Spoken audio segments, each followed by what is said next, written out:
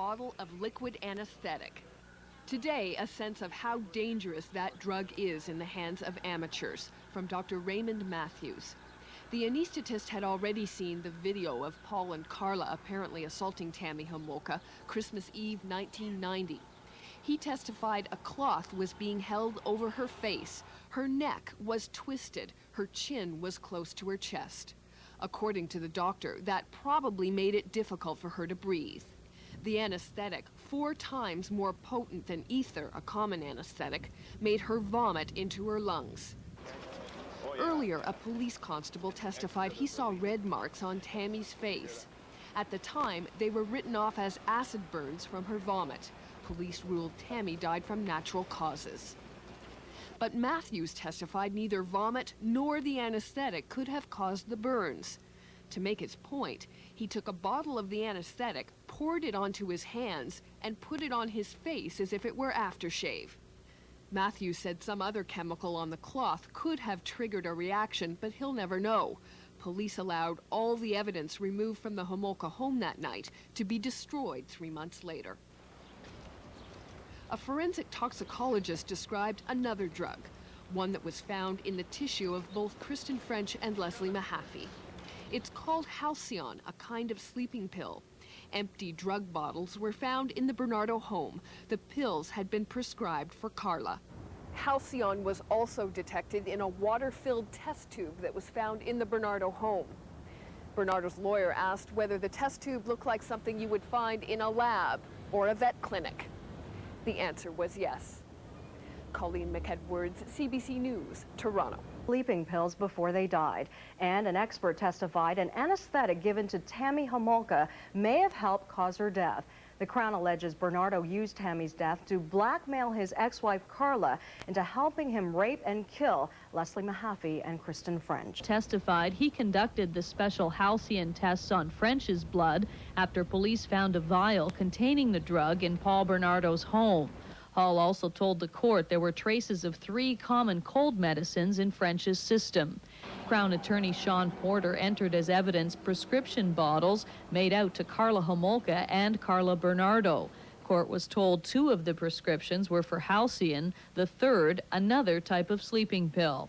Porter also produced a large pharmaceutical directory, which was seized from the Bernardo's home. The most gruesome evidence of the day came from an American expert on bones that have been sawed. Dr. Stephen Sims told the court he's the only known expert in the field. Sims testified that a circular power saw was used to dismember Mahaffy's body. Sims said he made the conclusion after examining Mahaffy's bone fragments and noting the uniformity and width of the cut lines. Sims also told the court that sawing through bone with flesh on it would be a big mess. Dr. Ray Matthews is an expert in anesthetics. Matthews watched several frames of the videotape involving Tammy Homolka and a girl known as Jane Doe. Matthews testified the anesthetic halothane, allegedly administered to both girls, is highly potent and can cause vomiting. So far, no one has been able to explain the large red burn mark on Tammy Homolka's face. Matthews testified that neither halothane nor vomit could have caused the mark. Defense lawyer John Rosen suggested there may have been another chemical on the rag that was used to administer the halothane. Sue Scambatti, Global News, Toronto. Stashed in the ceiling of the garage and handcuffs found inside the house. Police scoured the floors and walls of the home for blood or fingerprints of the slain teens, but all those tests were inconclusive. We also learned tonight Karla Homolka's been moved to the Metro West Detention Center, preparing to take the stand next Monday, and meeting with Crown lawyers as recently as last night. Detective Constable Mike Kershaw was at the crime scene at Lake Gibson soon after the body parts of Leslie Mahaffy surfaced. He was the one responsible for looking for clues in the concrete blocks. He testified that by looking at the blocks, he could tell they were formed in concrete boxes. During examination under Alumilite, investigators found hairs, bone fragment, and skin and pore impressions in the blocks. Blocks that were crushed and examined tablespoon by tablespoon for more than 100 hours. 10 months later, Constable Kershaw testified he was summoned to another crime scene involving the abduction of a teenage girl. This time, it was Kristen French.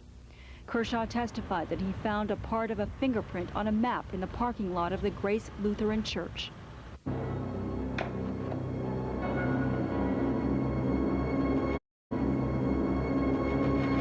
Kershaw was involved in the CHCH production of The Abduction of Kristen French, a show that generated 44,000 tips in a search for the suspects in the Kristen French murder.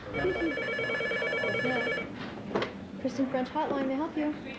Kershaw testified the intention of the program was to keep psychological pressure on the unknown suspect.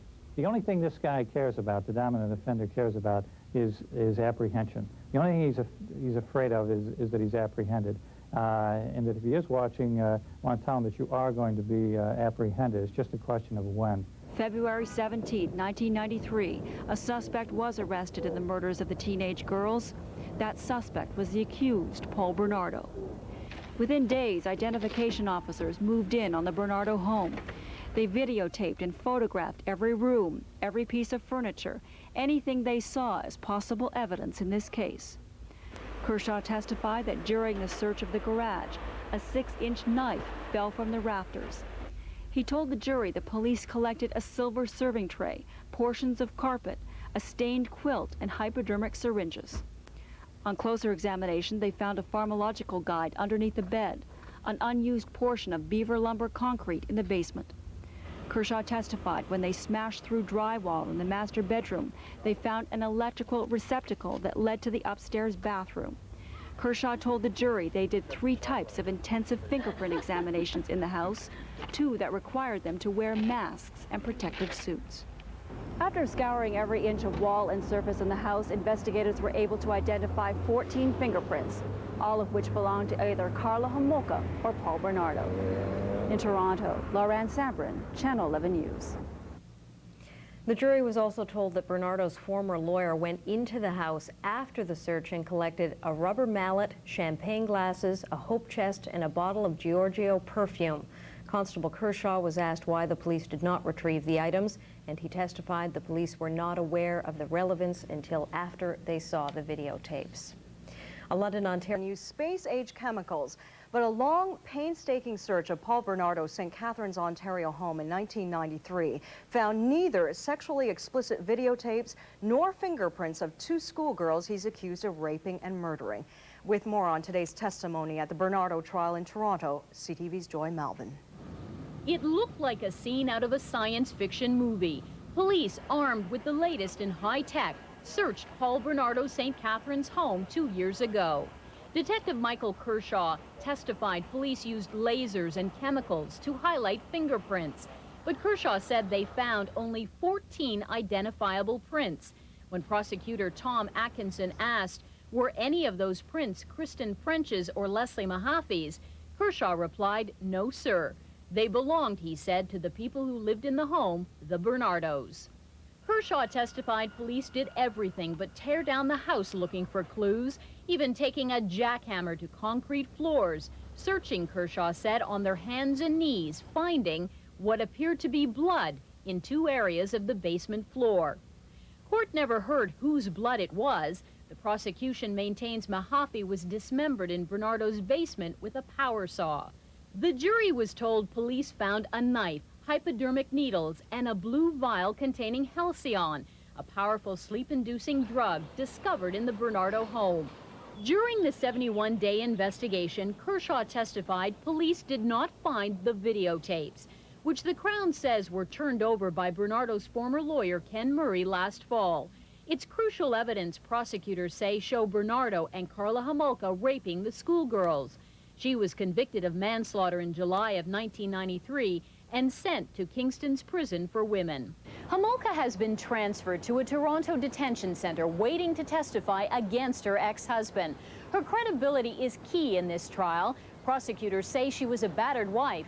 The defense claims she sold out her husband in exchange for a lighter sentence. Joy Malvin, CTV News, Toronto. My dearest Karla, it's been 5 days now, but it feels like a lifetime. Kind of like when Tammy died. I realize now you're never coming home. It kills me, bud. I love you. It was early 1993. Karla Homolka had left the house with raccoon-like bruise marks around her eyes. That was just a portion of a 45-minute tape, a monologue, a rambling, ranting, crying, sobbing plea for Karla to come back home. I'm holding your wedding picture looking at you. You're so beautiful. I let you down. I'm sorry, Kar. I just tried too hard. I tried to be too macho, too domineering. I thought these were the qualities you need to be successful. I wish I made love to you staring at your face. I wish we had a kid. I smashed the flashlight over your head. It hurts a lot. I'm sorry. I didn't know. I'm not that bad of a guy. And then he says, you put me in jail, pal, and I'd still love you. But earlier he also says, united we stand, divided we fall. You gotta keep standing, okay? Well, Bernardo will have a chance to face Karla Homolka in court as early as next Monday. From a cell much like one of these, Karla Homolka will be contemplating her testimony. It's anticipated she will talk about, among other things, a black electric cord that she claims was used to strangle both Kristen French and Leslie Mahaffy after they were abducted and sexually assaulted on videotape. At the Paul Bernardo trial, I'm Ben Chen, City Pulse Tonight. Colleen Walsh and Susan Hay with the weather. Good evening. Evidence at the Paul Bernardo murder trial took a sharp turn today, shifting from gruesome videotapes and autopsy results to a rare look at the accused. During an emotional and often melodramatic audio tape, Bernardo was heard sobbing, pleading for forgiveness, and threatening to kill himself. Global's crime specialist Sue Scambatti has more. Paul Bernardo is heard to say that this was the happiest day of his life in an audio tape played to the jury.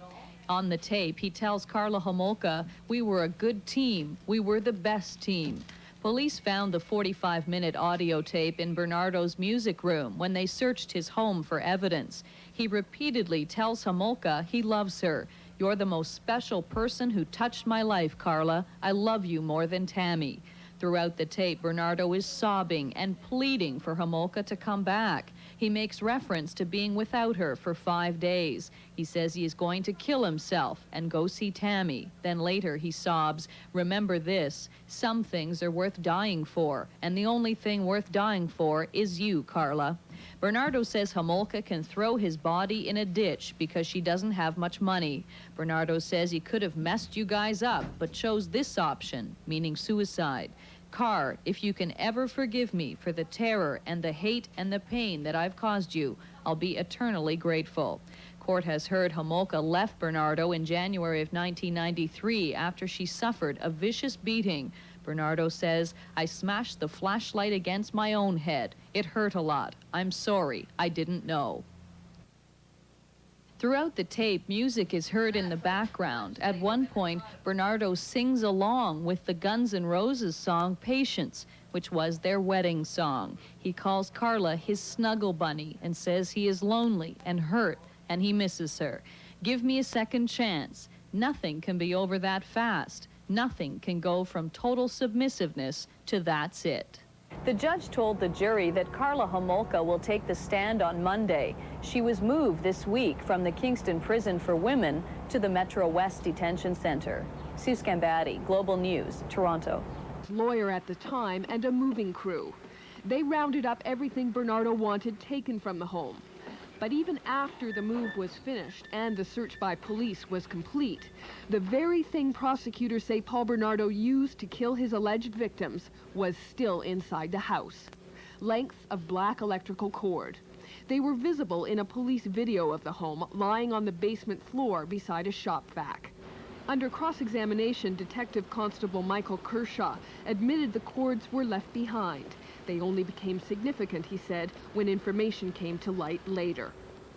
Whatever that information was may become clearer next week. That's when Karla Homolka is expected to begin her testimony against her ex-husband. Colleen McKay. At the Bernardo trial, first it was videotape that caused an uproar. Today, it was audio tape. But this one's different, much different. The voice is Paul Bernardo's, only Bernardo's, sometimes weeping, sometimes yelling, at one point, even singing.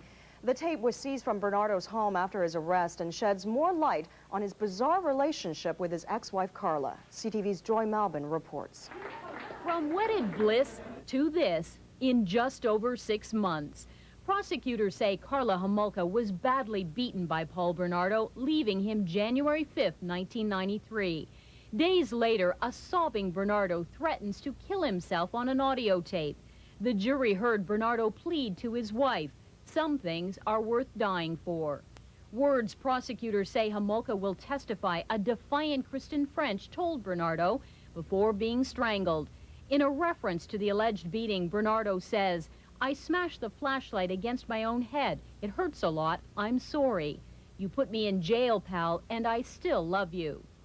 Bernardo begs Homolka to come back, sobbing, crying, professing his love. "Carr, if you can ever forgive me for the terror and the hate and the pain that I've caused you.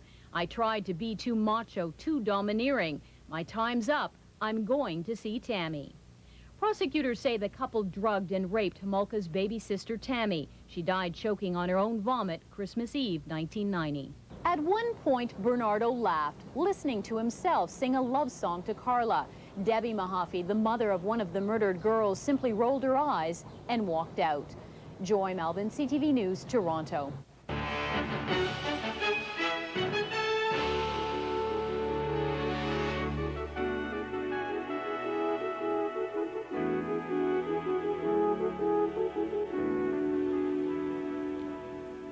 The story that is emerging from the Bernardo trial is ugly, gruesome, and nasty. Worst of all, it's real. And everyone who catches even a minute of it knows it's real. Kidnapping, rape, and torture, and all of the details, as all of us know, captured and recorded on Canada's most perverted home videos. Television, with its cop shows and action movies, its special effects, may pump out confected and stage-managed violence and death 10 hours a day, every day. But the Bernardo tapes present us with a strange inversion. Something horribly real, absolutely and inescapably real, potentially seeking to come back at us as television. We know the deep difference. That's why the prospect of any airing of these tapes strikes most people as repellent. This kind of reality doesn't belong on television. I should note, because it hasn't been made sufficiently clear, that no broadcaster wants to actually air these tapes. It's the taping, in a way, that disturbs us most of all. Because, and yes, it's a disgusting thought, the taping signals that aside from the weird sexual and sadistic gratifications sought by the perpetrators, they looked upon their degenerate torments as some sort of bland home entertainment. Are you in the Christmas cheer? That's all I want to know. Yeah. You are? Are you sure?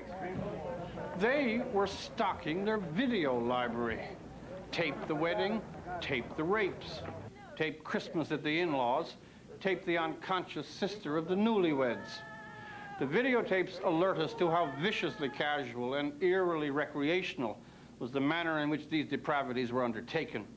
It's a terrible verb to use in the circumstances, but they wanted to relive the moments. And that's one reason why the thought that outside the courtroom any of this should be seen so horrifies us.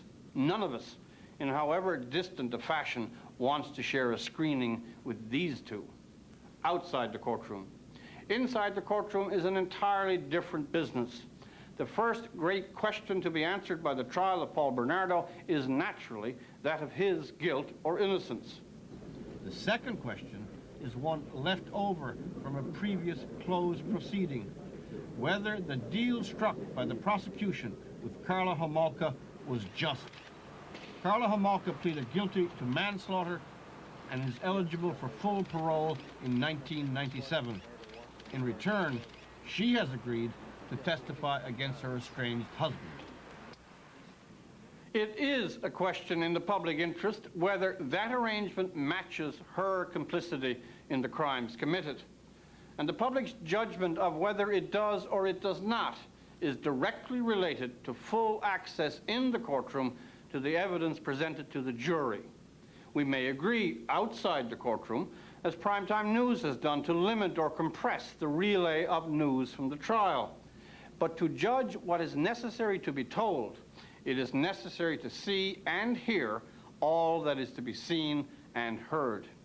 It is not prurience to question whether the deal with Karla Homolka was a proper one, and it is no trampling on the common decencies or in any sense an insensitivity to 3 dead victims to ask for full access even to those noxious tapes in order to try to answer that question. As to the victims, full and open justice is really the only homage we have left to pay them. I'm Rex Murphy. This week's evidence wrapped up with an audio tape meant for her ears only. Colleen McEdwards has the story. Paul Bernardo seemed to know his marriage was over for good. It was January 1993, a month before Bernardo was arrested for murder. He'd allegedly beaten his bride black and blue with a flashlight. Karla Homolka's parents had gone to the Bernardo home and physically dragged their daughter out. 5 days later, Bernardo recorded an audio tape. He begged Karla to come home. He threatened to commit suicide, saying he'd already slit one wrist. But the following week, Bernardo was still quite alive, so he recorded another tape. Once again, he's singing along to sappy love songs. Sometimes he turns up the volume on the music, a melodramatic crescendo as he wails in the background. He's coming to get me now. The Grim Reaper's coming. No, no, Bernardo shrieks. I'm afraid, I'm afraid, I'm afraid, I'm afraid. I love you, Car. I'm too young to die. The mothers of the slain teenagers sat through the rant. Debbie Mahaffy collapsed in tears on a friend's shoulder. The tape went on with Paul sobbing. I took the punches for you when my family said you were a slut. I left them. I know I was bad at the end, but I did some honorable things. I guess you just don't give second chances. I think I deserve one. And then he indicates that he will never get Karla in trouble. Police found the audio tapes during their 71-day search. Today, the Crown completed its cataloging of the evidence seized. Police found handcuffs. They found bottles of sleeping pills. They found a jar of liquid anesthetic. But police apparently found no concrete evidence Kristen French or Leslie Mahaffy were ever in the home. Police failed to find sexually explicit videotapes involving the teens, and they did not remove what the Crown has described as the murder weapon, black electrical cord, until months after their search was complete. So far, it appears prosecutors have built much of their case on videotapes and one key witness. That witness is Karla Homolka. She will take the stand here on Monday, and for the first time in 2.5 years, will face her ex-husband, Paul Bernardo. Colleen McEdwards, CBC News, Toronto. Months later, defense attorneys are saying police had no idea what they were searching for when they went through the house. Bernardo is accused of the sex murders of 2 teenage girls. The tape's rolling. Those are the words from the Supreme Court of Canada after an appeal launched by the families of Kristen French and Leslie Mahaffy was refused. The families wanted to silence disturbing videotape evidence at the trial of Paul Bernardo. Scott Urquhart has the story. The families of Leslie Mahaffy and Kristen French claimed that their rights were being violated, that only the judge, jury, and court officials should be allowed to see or hear explicit videotape evidence involving vicious sexual assaults on their daughters. But the Supreme Court was not prepared to entertain their argument. The court simply refused to hear the case and, as usual, gave no reasons for its decision. Scott Newark of the Canadian Resource Centre for Victims of Crime does not see the decision as a landmark ruling against victims. But I suspect when sort of the dust settles and you take a look at it, that what this is going to be is a procedural confirmation of the way criminal trials work. And in that sense, it's not so much in terms of victims' issues as it is criminal justice procedure. But another victims lobbyist said the issue will not end with this ruling or even with this case. It's fair to say that that's a developing kind of an area as we're exploring really not only from the perspective of victims but also about the reality of the intrusiveness of media and the dissemination of information. That's not just exclusive to victims. And those kinds of social issues are the things that ultimately do work their way up through the courts. But for the families who sought to limit their own public suffering in this case, the ruling means that the tapes that caused them so much anguish will be heard again later in this case without regard to their feelings. In Toronto, Scott Urquhart, Channel 11 News. And at the trial of Paul Bernardo, a Niagara Regional Police officer told the jury how it was possible to push a 200-pound slab of concrete up the basement stairs. Detective Constable Rich Cizik testified how he spent 71 days in the Bernardo house, conducting an exhaustive search of Bernardo's Port Dalhousie home. Lauren Sabrin reports. Detective Constable Rich Cizik has been an investigator on the Green Ribbon Task Force since the day after Kristen French was abducted. As a member of the Bernardo house search team, Cizik told the jury that he seized a number of items that police believed linked Bernardo to the crime. Cardboard box staples found in fireplace ashes, numerous carpet samples, a stained patchwork quilt, basement steps with gouges in them. Constable Cizik testified that he constructed a 200-pound concrete block and tried to demonstrate how somebody might push it up the basement stairs and into a car. He shifted the block side to side to the passenger door of Bernardo's Nissan vehicle and put it inside. A video shot by police after they did their 3-month search showed a house that was ripped apart. Concrete floors drilled with jackhammers, drywall and wallboards removed, large pieces of carpet ripped up and windows taken out. Pot lights were pulled down for closer examination. Cizik left the impression that every inch of that house was scoured for clues. One piece of evidence police didn't remove at the time was the electrical cord.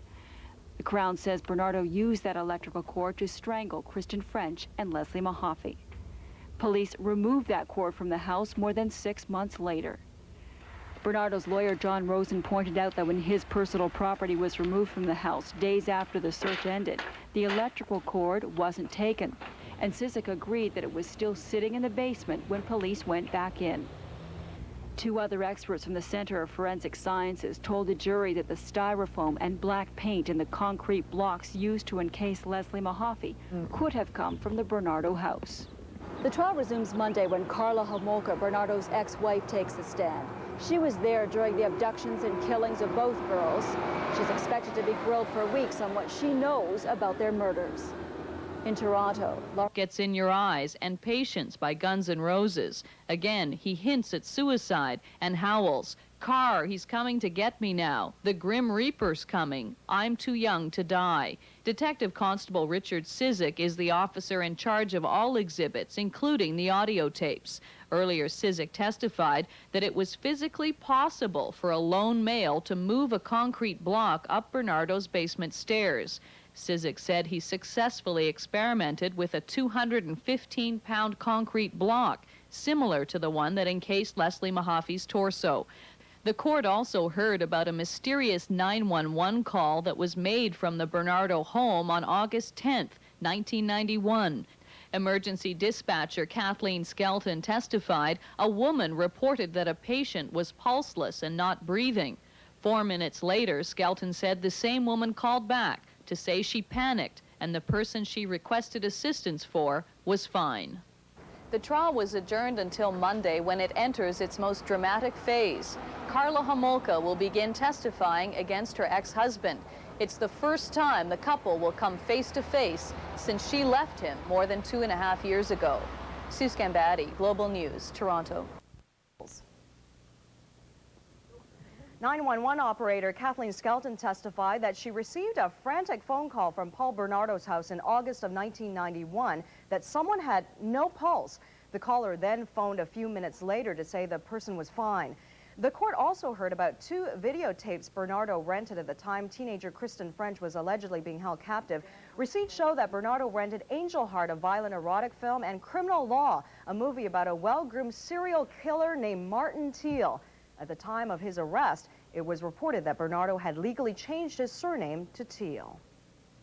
There was a mysterious, frantic 911 call from the home of Paul Bernardo. An emergency operator testifies at the trial. Pat Foran reports.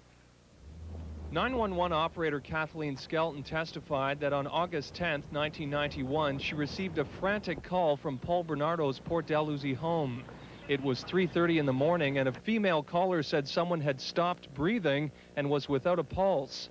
Skelton sent police, fire, and ambulance, but 4 minutes later, the caller phoned back and said the person was fine. Skelton then called off the vehicles.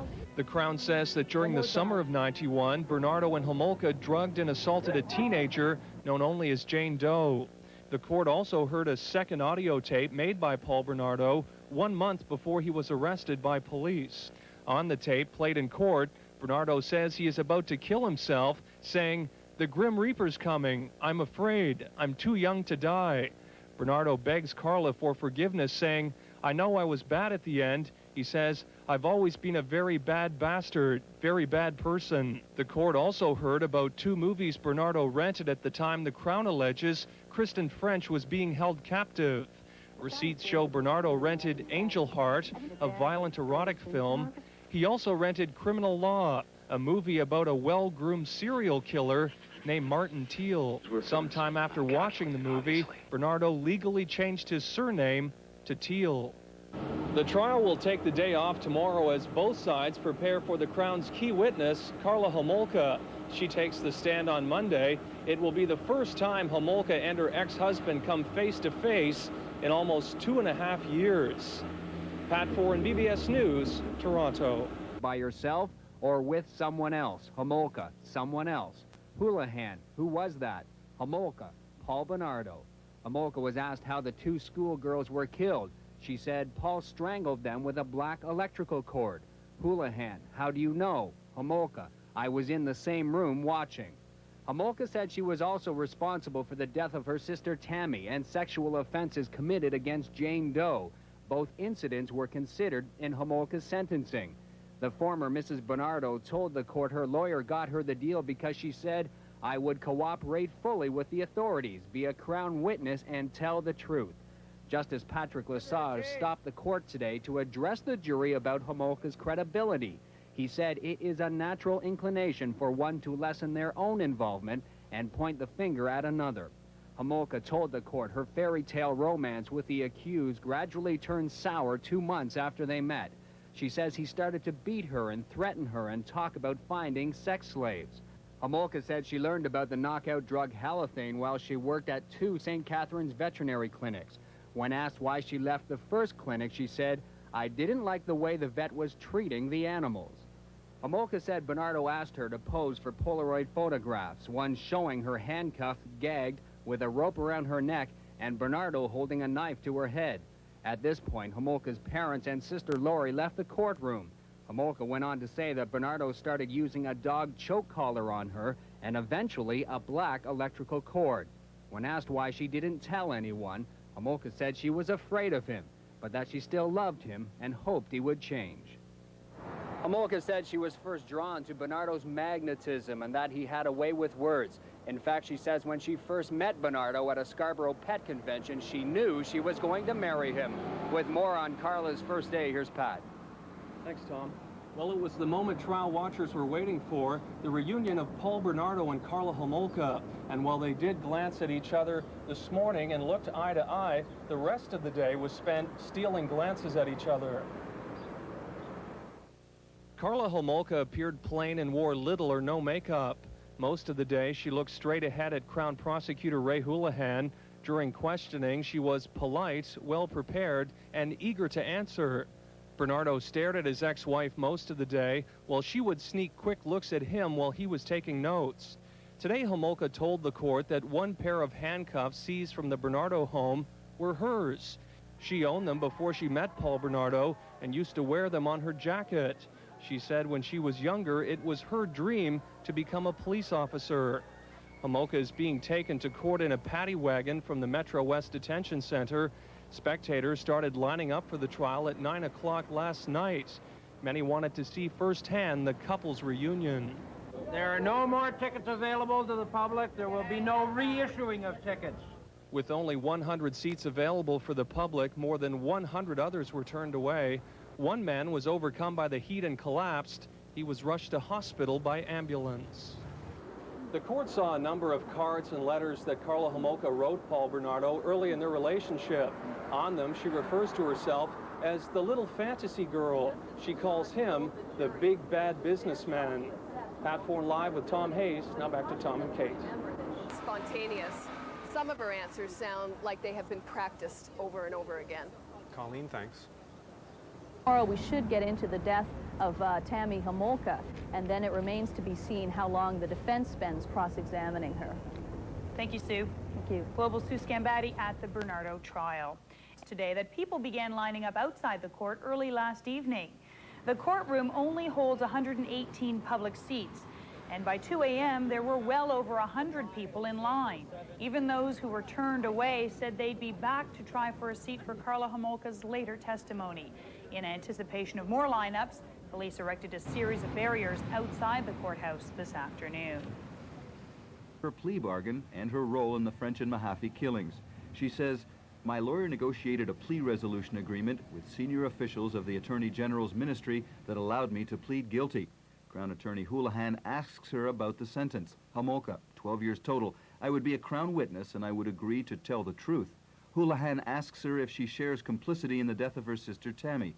Homolka, "Yes, I did. I admitted responsibility." Houlihan then asks Homolka if she's been charged in the Jane Doe assault. "No, I haven't." Houlihan, "Did you commit criminal offenses regarding Jane Doe?" Homolka, "Yes, I have." Houlihan, "Do you expect to be prosecuted?" Homolka, "No. My lawyer has received notice from senior officials of the Attorney General's ministry that I won't be prosecuted for this offense." The deal also allows Homolka to apply for escorted day passes starting next month. There's no indication yet whether she will or won't. The deal's been controversial from the outset. Ken Murray, who quit representing Paul Bernardo, was unequivocal. Crown may have made a deal with the devil. I didn't think it would go quite this far. Everybody wears this. Everybody's going to make a statement. And today, it's the plea agreement as much as her actual testimony generating attention. I hope to get some insight into exactly what happened, and I feel that it's just going to be all let out because Karla has nothing to lose. The Crown has suggested that even before Karla Homolka's deal, incriminating tapes were in the hands of Bernardo's former lawyer, Ken Murray. Those tapes were not turned over to the Crown until 15 months after Homolka had made her plea bargain. Lorne Madelon, CBC News, Toronto. A pale Karla Homolka wearing a plain brown jacket and skirt stepped into the witness box. As she identified him, she looked directly at her former husband, Paul Bernardo, then quickly looked away.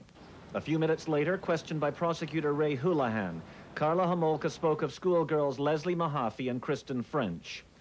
Paul strangled them with a black electrical cord. I was in the same room watching. This was a long-anticipated reunion. Bernardo and Homolka had not seen each other for 2.5 years. Now, speaking at first hesitantly, but with increasing confidence, she told of the plea negotiations leading to her 12-year manslaughter sentence in the deaths of the two schoolgirls. The deal, she said, meant I would be a Crown witness and would agree to tell the truth.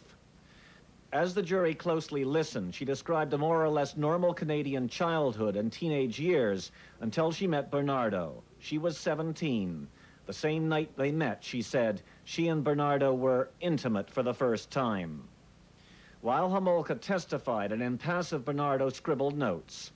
At first, Homolka said, Bernardo treated me like a princess, but within a few months, he started to exercise control over me and allegedly forced her into unwanted sex acts.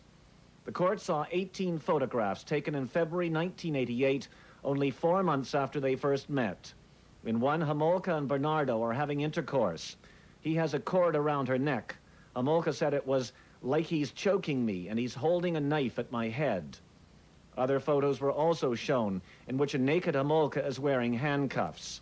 Under questioning, Homolka painted a picture of suffering increasing mental and physical abuse. Asked by the prosecutor why she put up with it, Homolka said, he made me feel like I was totally dependent on him.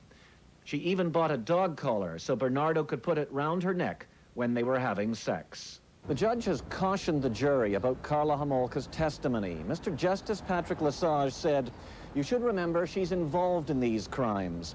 It's a natural inclination to lessen one's own involvement and to increase the involvement or to point the finger at the other. It's expected Homolka will be on the stand 2 weeks, possibly more. John Darby, Global News, Toronto. The much-anticipated first appearance by Karla Homolka drew a big crowd of people trying to get into the public gallery to hear and see everything for themselves. And with that story, here's Bill Turbovich. From 9 p.m. last night, the curious began lining up in front of 361 University Avenue, hoping to be one of just over 100 to get into courtroom 6-1. It's the first day of up to 2 weeks of testimony by Karla Homolka against her ex-husband, Paul Bernardo. As a 19-year-old female, I feel that I'm just as affected by this as all the other young ladies, because it could have been me or my friends, and of course I want to be here. I want to see that guy go down. I don't care what it takes. If you came after 2:45 a.m., you did not get in today. Those that did were anticipating a confrontation between the estranged couple. She walked in, she was very, very timid, very shy. It was very unpredictable what actually was going to take place. I was looking for a confrontation between Paul and Karla. Part of me was curiosity. I really wanted to see the reaction of Karla and Paul. It's been 2 years since they've seen each other. And I also wanted to see that justice is being served, but which I ask myself every day is, and it's not, no way. What about those people who did not get in on the first day? Well, for Helena D'Agostini, a veteran of 4 visits to the trial so far, she brought a lawn chair and will stay overnight to get in tomorrow. Badly, I want to see her face and his face when they meet each other after 2 years. Whatever the motive, this scene is likely to repeat itself for the duration of Homolka's testimony. In anticipation of this, for the first time, police have erected barricades. Bill Trippovich, Global News, Toronto.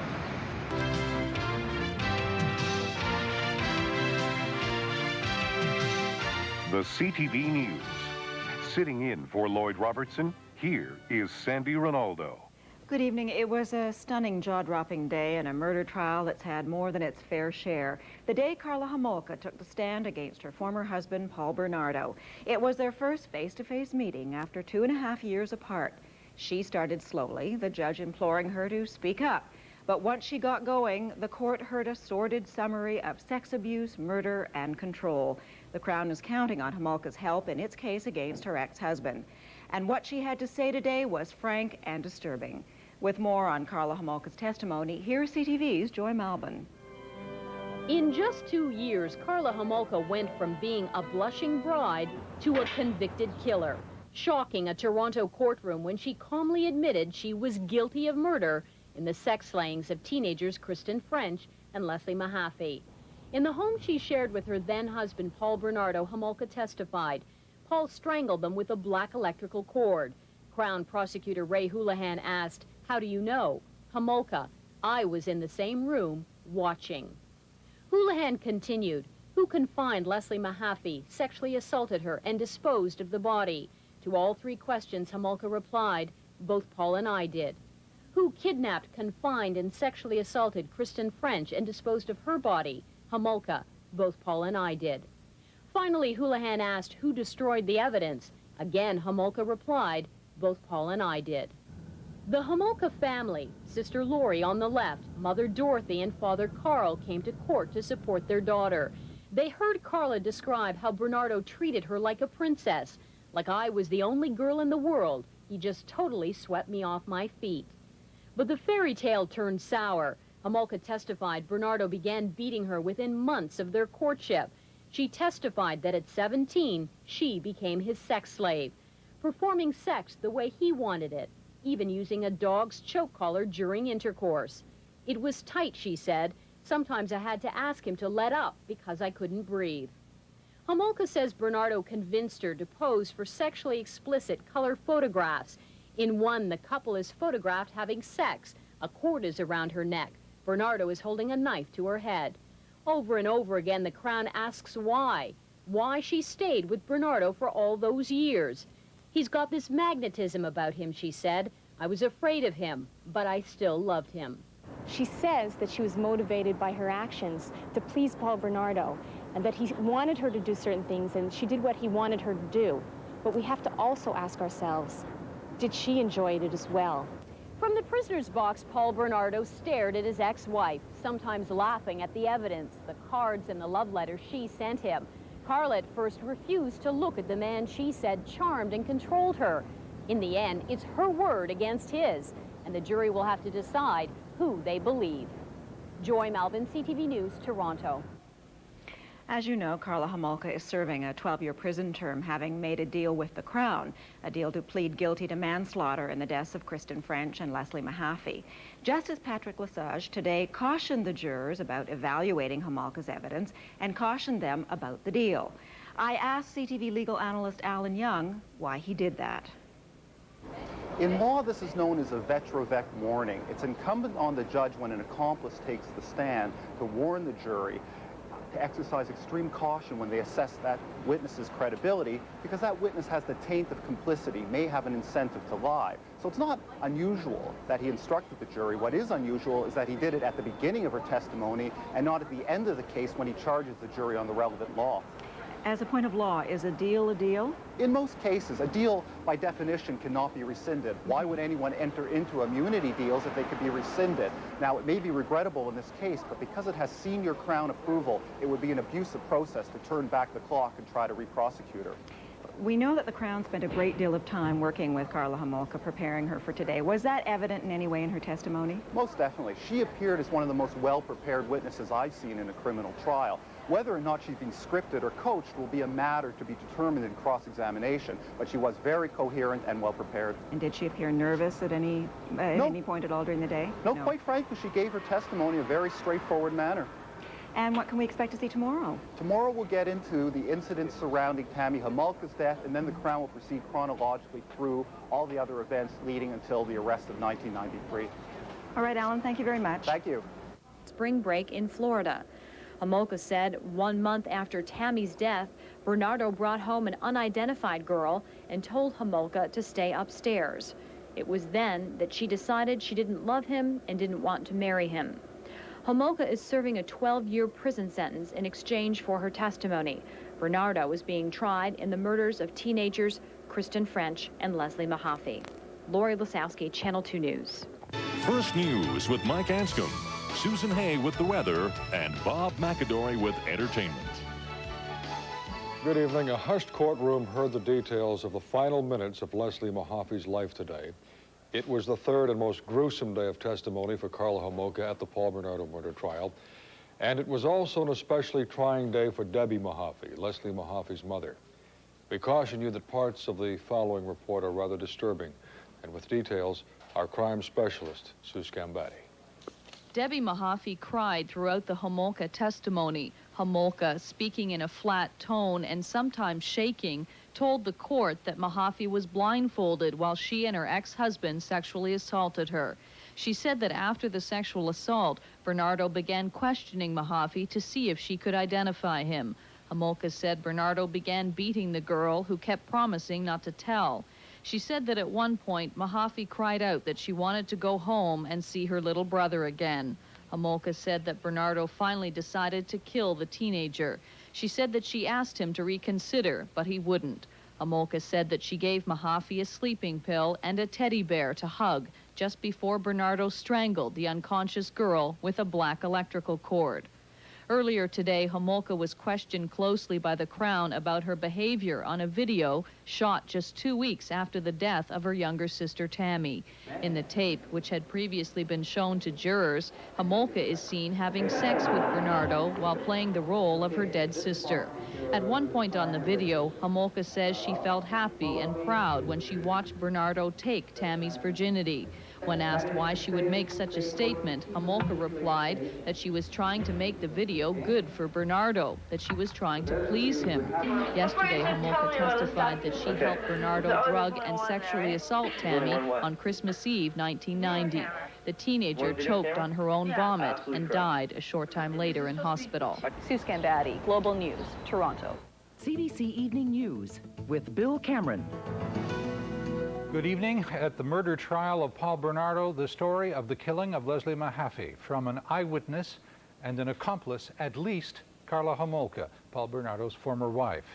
The woman who says she gave Leslie Mahaffy a stuffed animal before she was killed to comfort her.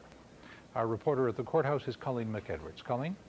Thanks, Bill. The question sometimes seems to get lost in the horror of the evidence at this trial, but the question remains, who actually committed murder? The credibility of Karla Homolka's story is going to be crucial for jurors who must ultimately answer that question. Today, Karla Homolka's description of the murder of Leslie Mahaffy, her version of who killed the teenager and how. 24 of horror for 14-year-old Leslie Mahaffy. 24 hours held captive in the Bernardo home. Karla Homolka testified Bernardo went out the night of June 14, 1991. He was carrying a knife, some rope, and a nylon stocking, just in case he had the chance to rape or kidnap, she said. She testified that early that morning he returned with a girl named Leslie. Homolka was sleeping upstairs in the master bedroom at the time. I didn't know if he had kidnapped a girl or picked up a girl in the bar, so I went back to sleep. He came up some hours later and he told me he had kidnapped a girl and he was pleased with her and he raped her. She was downstairs in the guest bedroom. He told me to stay upstairs and be quiet. Homolka testified she remained upstairs until 6 o'clock that evening. She said she was reading during that time. I was concerned that I hadn't heard from Paul in a while. I was also concerned because there was a phone in the guest bedroom. I was concerned the girl down there would gain access to the phone. Later, Homolka said, Bernardo brought Mahaffy upstairs, where the three of them engaged in sexual acts.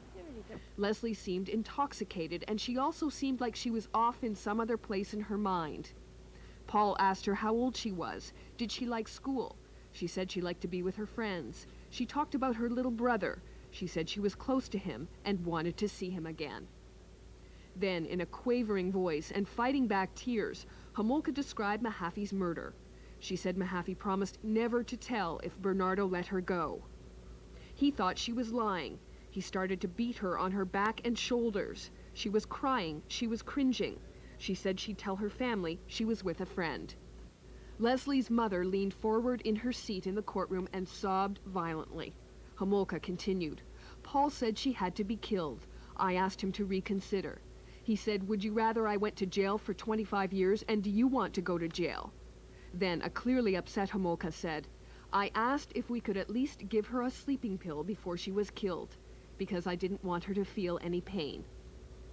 With that, Debbie Mahaffy sobbed and blurted out what sounded like, how kind of you.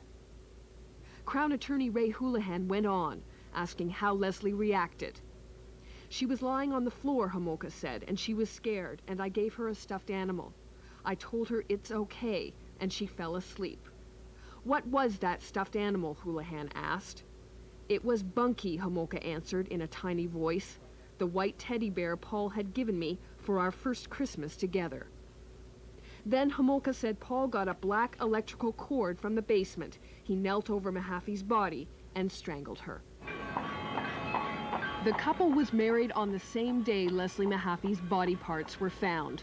Homolka testified she didn't want to marry Bernardo, but did it anyway, despite what the couple had done just 2 weeks earlier.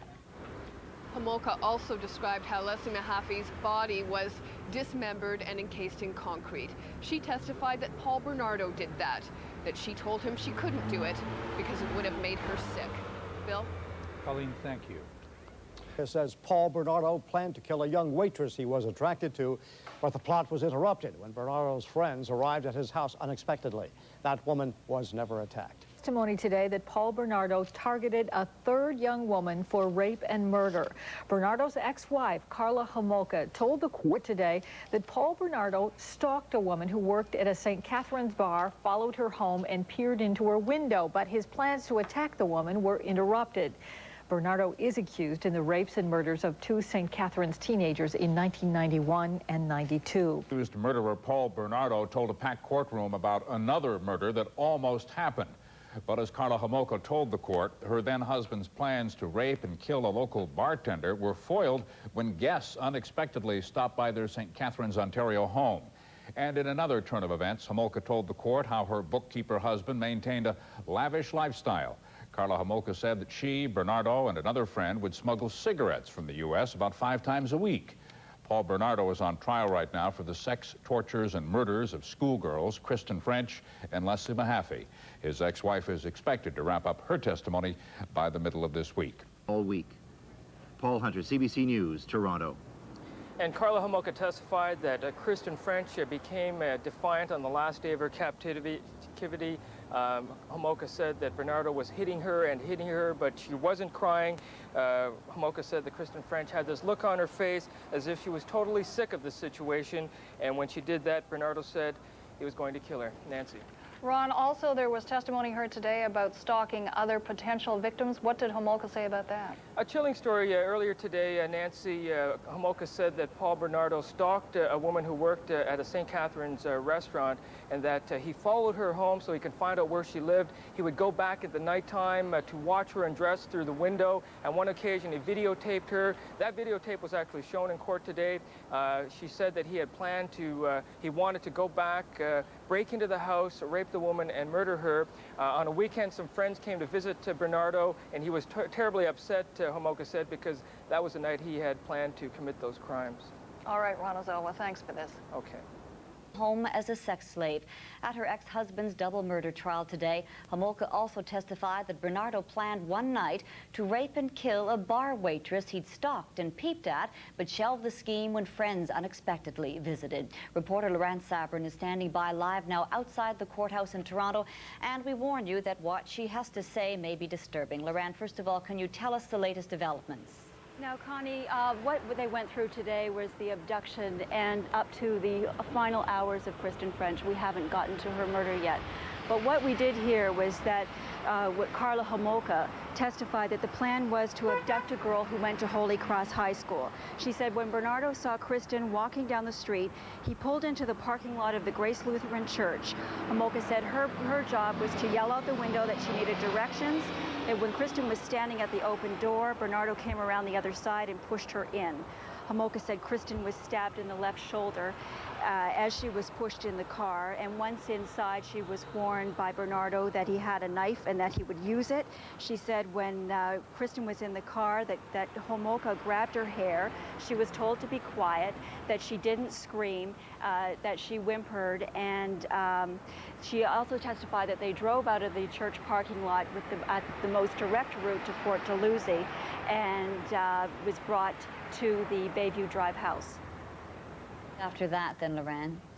Connie, now once inside the house, Homolka said her role was to hide the phones, lock the doors, close the blinds, that Bernardo brought Kristen upstairs while Homolka stayed downstairs, and she was afraid at that point that the police would come in because she feared that someone saw them at the church. Now, when Homolka did go upstairs to the master bedroom, she saw Kristen crying. She was frightened. She was lying on the floor. She was forced to perform degrading sex acts with Bernardo and Homolka, sex acts that were videotaped. She said that Bernardo tormented Kristen by putting a knife within her reach and then telling her to grab it and stab him. Now, she was told that she would eventually be released if she went along with what he wanted her to do. Bernardo did go out twice, but the first time he went to McDonald's Pizza in St. Catharines, he gave Homolka a rubber mallet. He tied Kristen up, told Homolka to use the mallet if she gave him any trouble.